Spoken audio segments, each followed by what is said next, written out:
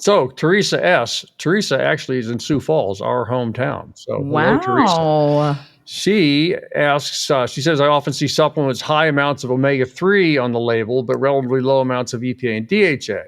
Is all the EPA and DHA omega-3? Is all DHA and EPA omega-3? Yes, they're all omega-3, but not vice versa. In other words, can there be other omega-3s besides them? What ingredients make up the difference? Can you explain for the purchaser the interplay between these components? Oh, it's so confusing to get a supplement. So EPA and DHA are omega-3s. There are more omega-3s than EPA and DHA, including ALA and DPA, which you may have heard of. And so the total omega-3 level on the supplement facts panel can be 1,000, and then EPA could be just 300 and DHA just 300. That's possible. So it's a 600. So what we always say is look at the EPA and DHA content on the supplement facts label, knowing what the serving size is. Also, always note that. And that difference is all the other omega-3s. And so you really only care about the EPA DHA content. We don't know how they're measuring these or what they're putting in the total omega-3 bucket, or maybe it's something else, but there's a lot of proprietary blends of things. They have no idea what's going on in that. But you're just looking for the actual value of EPA and DHA separated out. You don't want a combined metric on the supplement facts panel. And that's what you're going to use. If you're using our calculator, we are talking about EPA and DHA specifically, an amount of that, and not total omega-3s. So always flip it around, look at the back panel, and that's where you're going to get the most clear information. But it's confusing. Great. That out, but we have a lot more questions, so we wanted to keep answering them. And our first general topic is about bleeding and blood thinning. We have done a nutrition talks on this previously, so you can go check that out for the real detailed look at all the studies that we might talk about here. So the first question, which was anonymous, is will omega-3 increase bleeding risk for people with low platelets and not on medication? Good question. There were studies from the 1980s, particularly from our group, where we were giving 10 to 20 grams a day of EPA and DHA to normal volunteers. And on average, there was a small decrease in platelet count. One particular person had a big dive in platelet count, but on average, a small decrease. Now, whether you're taking doses of omega-3 that will give you an omega-3 index of 8%, which we think is optimal, which is around 1.5 grams, really has no effect on platelet counts. If you have a low platelet count, that's a matter for you and your doctor. But I would not be particularly concerned about taking, again, amounts of omega-3 that would get you an 8%. 1 to 1.5 grams is fine. Mm-hmm. So you're saying omega-3s at a very high dose in that one study did seem to affect platelet levels, but generally omega-3s do not lower platelet count? Not the doses, not at the standard supplementation doses, no. Okay. Jillian W. asks, can krill oil be a good blood thinner instead of drugs? And if so, how much should you take? And again, we are not medical doctors. So we would say, this is general I would say advice. no, that's not, you would not want to depend. If your doctor thinks you ought to be on a blood thinner, you better be on a blood thinner. And I would not count on krill oil, fish oil, algal oil, anything, any omega-3 to be the substitute. You can take them together, and that's probably a good thing to do from our bleeding discussion during the nutrition talk, but it's certainly not a substitute for anticoagulant drugs. That's good. All right. Ed D has a very complicated question. Let's see if you can answer it.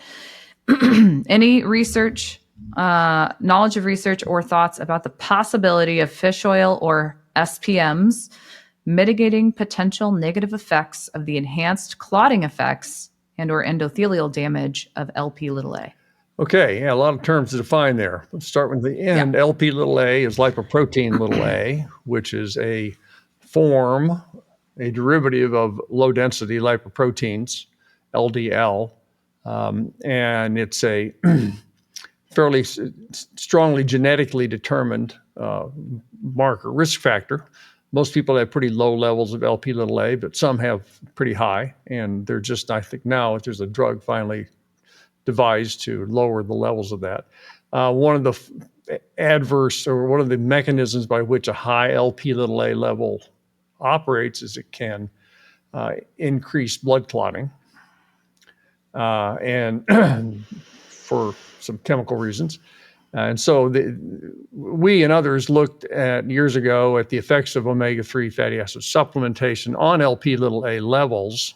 Now, not on Lp(a) impacted coagulation per se, but looking at just Lp(a) levels, and there was a small but not substantial change. So it's not really a good treatment for high Lp(a). Nobody has actually, to my knowledge, ever studied whether increased omega-3 would reduce the coagulation tendency of so accompanying high Lp(a). So it's a good question, good research question for the future. Mm-hmm. Yeah. Oh, and the SPMs. Okay, so the specialized mediators of, if SPM, pro-resolving mediators. Right. I'd rather just call them PRMs, pro-resolving mediators, which are metabolites of EPA and DHA, and arachidonic acid, and about any linoleic acid. They're all, these pro-resolving mediators are made from particularly EPA and DHA. And so the question is, are the effects of taking EPA and DHA as fish oil or krill oil or algal oil, you do increase levels in your blood. When you provide more EPA and DHA, you get more of these 20 or 30 different metabolites of EPA and DHA are produced. If you give them more substrate, they make more product. Not surprising. And some of those molecules that are produced may have effects on coagulation and bleeding. I'm not aware that's the effect. They're more anti-inflammatory than they are anticoagulant. So it's interesting question. Again, something else for research. Yeah, that's great. So that's everything on bleeding that we have. Again, we have a whole nutrition talks on that goes deep dive. So check that out. Next is dry eye. Omega-3s in dry eye. What's the current evidence that fish oil supplements do or do not contribute to eye health, specifically glaucoma and macular degeneration, which is different than dry eye. Very different than dry eye. But Sue G asked this because she started supplementing years ago after seeing evidence that it may help with dry eye. So that's a lot. It's a lot, yeah. And so it's all eye health in general. Just to back up a little background, certainly the retina of the eye is one of the richest tissues in the body when it comes to DHA levels. So that tipped people off decades ago that there's something about omega-3 in the eye that's important, because if the retina wasn't enriched with DHA, there would that wouldn't be a concern. But obviously, it's there for a reason. And so what? And people have studied the eye a lot, and particularly in early childhood development, looking at visual acuity. Seems to be a function of how much omega-3 at least for a few weeks after birth. It's important. Seems to settle down later. Macular degeneration, glaucoma are two very different eye conditions, and there is some evidence that omega-3s can slow the development of macular degeneration and glaucoma, intraocular pressure. That's been documented. It's not been well studied, but to some extent it's been studied and looks favorable. Dry eye has been studied more. It's easier to do randomized trials on dry eye because it acts quickly. And there are some very positive omega-3 intervention trials. Apparently, but there's also mixed data. There's other studies that one could criticize and have been criticized as to why they were neutral. No adverse effects, of course, on dry eye, but the anti-inflammatory effect of omega-3 should play a role in improving dry eye symptoms. Good. So I guess sort of related, what omega-3 dosage would you recommend to a senior who's experiencing very dry mouth and eyes at night? Well, when whoever asked that question, Leslie L. Leslie, yeah, Leslie. I immediately thought of my grandfather when she said that, because he had dry eyes and he had very dry mouth, and he was diagnosed with a thing called Sjogren's syndrome, which is immunologic, kind of a what do you call it? Autoimmune type condition. Of course, we never heard of fish oils when my grandfather was alive, so that was not a appropriate study. And so whether that's the thing she's describing is actually clinical standard dry eye from after having LASIK and that kind of thing, or not, it may be a condition that's more serious, and whether omega-3 would help or not, I don't know. But it's back to if it's standard run-of-the-mill dry eye, I think omega-3 does help. I'm not sure about the dry mouth. Yeah, definitely. And I'm not a Check doctor. in with your doctor. Right? There again. Or I'm a doctor, but a kind that can't help anybody. I think that's exactly. Right. Okay. Yes. There's also a question on whether or not gamma-linoleic acid for a dry eye supplement is necessary. Let's try that one again. Gammalinolenic acid. Oh, sorry.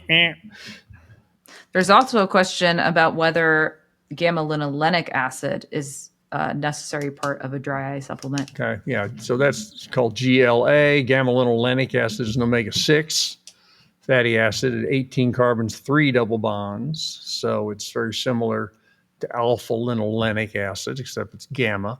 So it's a different place for double bonding. It's found in a few kind of obscure plant oils. And there have been at least 1 or 2 studies looking at giving GLA for dry eye symptoms. So, and they reported some good effects. I'm not going to pretend that I know that that's a good thing or not. I guess if I had dry eye, I'd just try it and see if it works.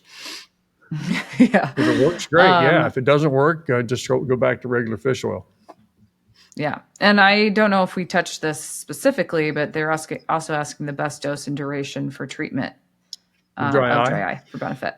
Yeah. Best doses. I always come back to hitting in that 8% target, and that's about roughly 1.5 grams of EPA and DHA for the typical person, which should get you up to an omega-3 index of 8 or so and keep you there if you keep taking it. So that's what I'd go for. Mm-hmm. And it probably would take... It takes 12-ish weeks, 3-4 months to really reach the peak, new steady state of omega-3. Mm-hmm. And eye conditions could be changing anytime in between there. I'm not sure how fast the eye responds. It could move. Certainly could theoretically happen faster than achieving that 12-week thing. Yeah. Okay, that's everything on eyes. Let's go to high omega-3 index levels. Okay. What's going on there? So this person, they initially tested, they were doing a lot of supplementation, and they had a 15% omega-3 index. But she's wondering, Kathleen K., since her level is high, is this something I just need to test once a year if I keep my same regimen or more often? I think she feels okay being at 15%. What do you have to say about 15%? 15% is fine, probably unnecessarily high. There is certainly a point beyond which having higher and higher levels, you cease to develop or have benefit, although that is a range of omega-3 index levels that there's very little data to say it's good, bad, or indifferent. So it's very hard to say. I think you probably can't get much over 20% in humans or dolphins, as a matter of fact. That we studied them as well. That's about the max. And red cells are made in a certain way, and they have to have a certain physical properties, and the body's designed to know how much omega-3 you can get in and not make the cell dysfunctional. So C15, back to that again. Not doing that. 15% omega-3 index is, I say, higher than needed. I'd keep it between 8 and 12 if it were me. Yeah. Well, Mary Beth also had a question on this. She also had a 15% omega-3 index recently. Before that, it was 19%. Oh, there we go. So she, 2 years older, she's got a lot of it. So she purposely reduced supplementation to go from 19 to 15%. And she's just also was wondering if she needed to do that. Should she be reducing that level even more? Yeah, I think it's prudent to not really get beyond that 9 to 12%. That's sort of an area where almost no humans have ever lived. So we really don't know what happens out there. But 9 to 12% is high, but it's probably not high for some Japanese people, and they're doing okay. Yeah. Yeah. And some potential things people run into when they're at very high levels are sometimes more bruising. Sometimes you have a longer bleeding time, but it's not a severe amount of bleeding. This is part of that bleeding controversy that we talked about. So when you do see that, that is evidence the omega-3s are doing kind of what we think they should be doing.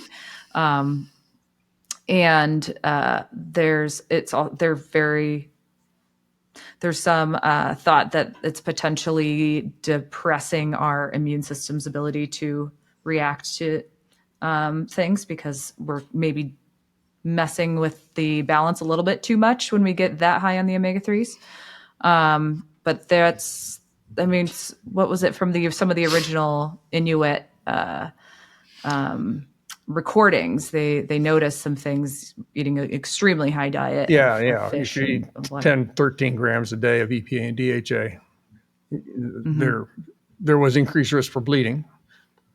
Okay, but just don't do that. It's too high. You don't need that much. It's too high. So, but those are kind of like what you would expect to see if you got really, really high. But we don't have a toxic level. We don't have a clear cut point where it's like, this is safe and this is not. So we think being a little more prudent, staying 8 to 11 or 12%, you should be getting most of your benefit, and you're not going way above and not spending a bunch of extra money on supplementation. It'd be very hard to get to those levels on fish intake alone.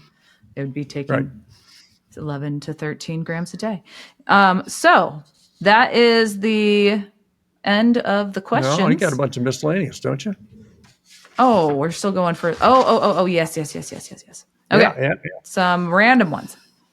Stephen T asks, what is DPA? Can you explain its function? DPA, docosahexaene, that's C22, 22 carbons, penta, 5 double bonds, enoic acid. So it's a intermediate between EPA and DHA. EPA is 20 carbons and 5 double bonds. DPA has got 2 more carbons, still 5 double bonds.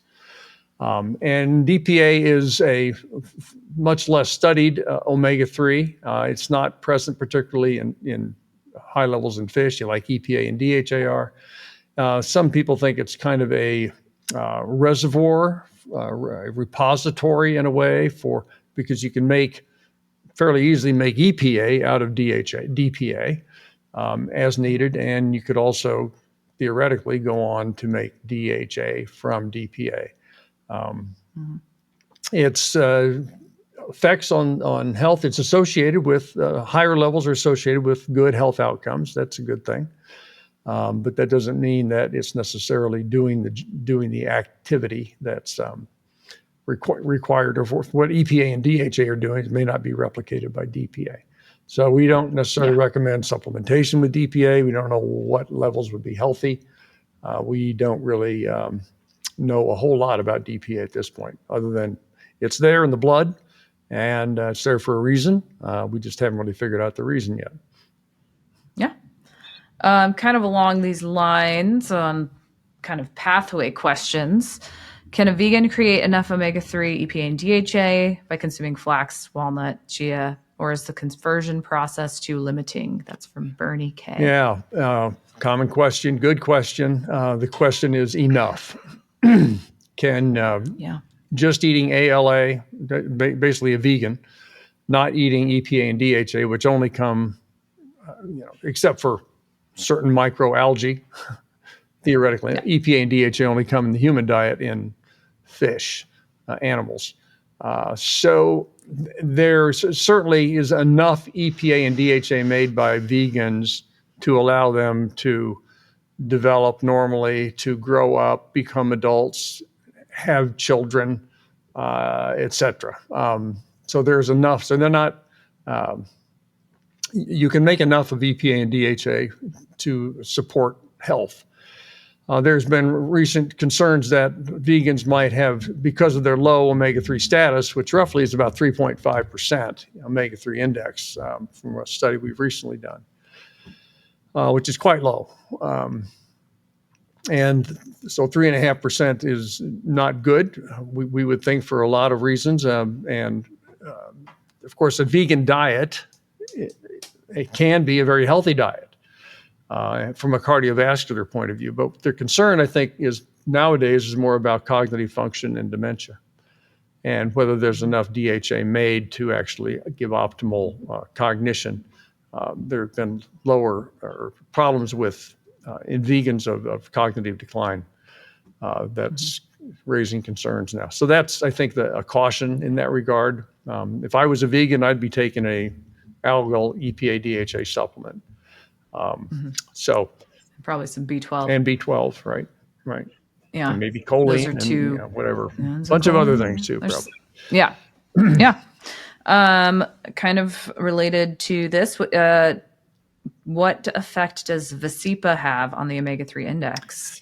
Yeah, so Vasipa is the trade name for the EPA only ethyl ester product that's made by Amarin and was used in a big study called the Reduce It study. So Vasipa is, again, because it's EPA, it really doesn't have as much of an impact on the omega-3 index as you might think.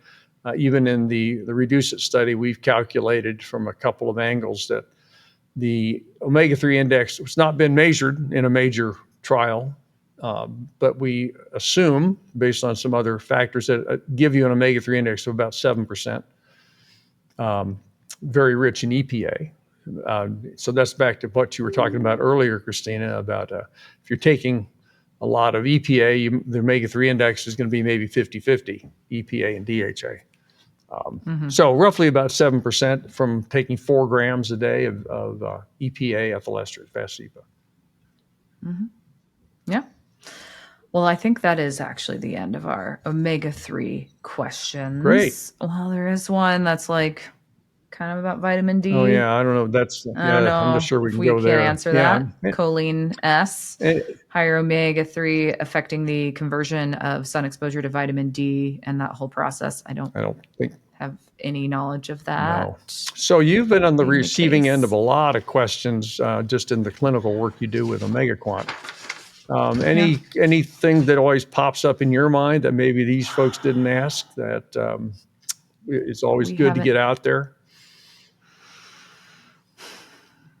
That we haven't already talked about. I think there's, kind of the question that was, if a lot of people take fish oil, some people benefit, some people don't, which has a lot of definitions that need to be made there. Like, what benefit are you talking about? But I do think there's a lot of places, simple fixes, simple ways that you can be pretty sure you're getting a good bang for your buck if you're going to take a supplement. And the first is really testing your blood is the ultimate way to know if you're actually absorbing it. And that's what you need for it to have benefits in your body. So if you're really great, you do a pre and post test. When you start a new supplement, take it at the beginning, take a supplement for 3 months and retest. And then if your blood levels are going up, then you know it's working, and then you know it's worth the buy. I've talked to people who have done that and not seen their blood levels go up when they've been taking their supplements. Typically, if it's not going up as much as they expect, it's because they didn't look at the dosage and they aren't taking an appropriate dose for the benefit for the levels they want. Maybe the back of the panel said it's a 3 pills per serving size and they're just taking 1 per day. That means anything on the back panel divide by 3 and you're getting that. The other thing is if you're taking something and it's not with a meal or fat, and some people need that extra kick with the absorption process to have more food getting the fat more well absorbed. So they need to take their fish oil with a fatty meal. If they take it on an empty stomach in the beginning of the day, they might not absorb it at all. So that's important. That's what you would find out also if you were doing testing. And a lot of times other people will take a certain dose, retest at 3 months, everything's going great, and then they will stop taking that dose. Your levels will decrease to the level you're taking. So those are the main pitfalls you can see with whether or not you're going to get a benefit. Really depends on whether or not it's getting in your body consistently. And if you take a super, super high dose, but it's too expensive, you don't like it, too hard to take, that's not ideal. You'd rather not have a really high level at 12%, let's say, but you don't like the process. You can't sustain the process. It's better to have a more sustainable long-term type of intake, either through more fish intake or a fish oil dosage that is, I would think, like 2 pills, or the liquids are easier to swallow. That whole process has to be sustainable for this to be a lifelong habit, which is kind of what we see as the most effective thing. Good point. Okay. That's that.